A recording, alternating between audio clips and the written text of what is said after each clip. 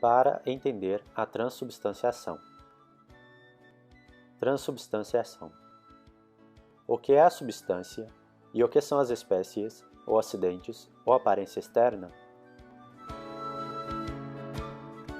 As características externas de um objeto ou animal ou pessoa, ou seja, seu tamanho, sua cor, sua forma, etc., os teólogos e filósofos os chamam de acidentes ou espécies. Portanto, digamos que a cor é uma característica externa e visível que se refere à substância, isto é, existe em substância.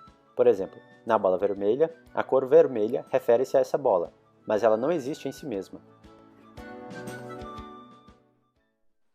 Para entender melhor, façamos um exemplo. No desenho é representado um vaso de cor laranja. Agora eu pinto de cor azul.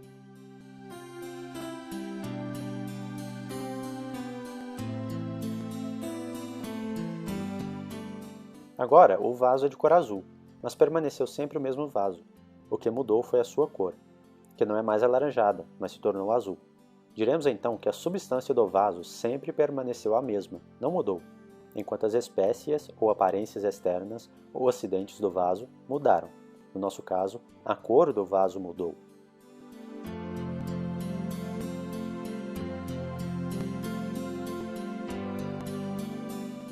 Conclusão.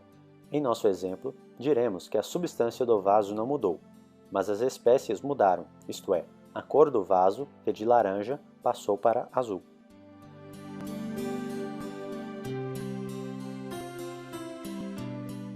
Façamos um outro exemplo. Tomemos essa cadeira que Kiara tem em seu quarto. É de cor marrom. Hoje, Kiara decidiu pintar sua cadeira de vermelho, porque será melhor com a nova colcha que sua avó lhe deu.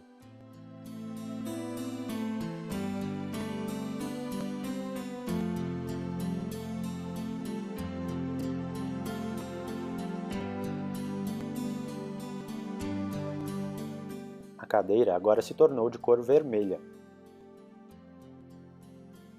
Comparando com antes, a substância da cadeira de Kiara não mudou, mas as espécies da cadeira de Kiara mudaram, isto é, a sua cor de marrom passou para vermelha.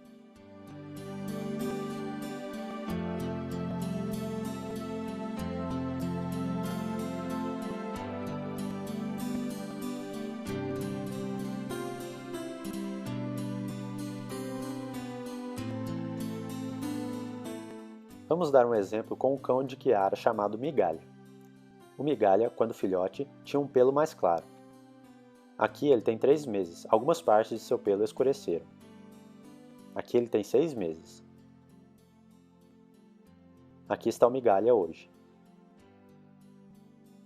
No exemplo do desenho, as espécies ou características exteriores do Migalha mudaram ao longo do tempo, mas a sua substância, o que é a sua essência, o ser, um cachorro chamado Migalha, não muda. O Migalha é sempre o Migalha, tanto aquele que acabou de nascer, como agora que ele tem 2 anos.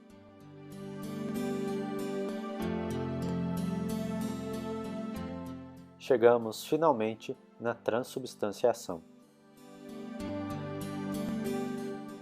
Na Eucaristia acontece o contrário.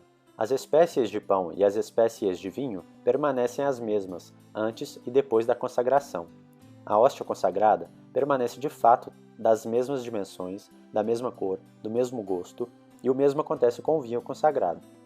A substância da hóstia, isto é, o pão e o vinho, passam por uma mudança. Após a consagração, a substância da hóstia e a substância do vinho tornam-se de fato o corpo e o sangue de Jesus. Esta mudança da substância é chamada transubstanciação.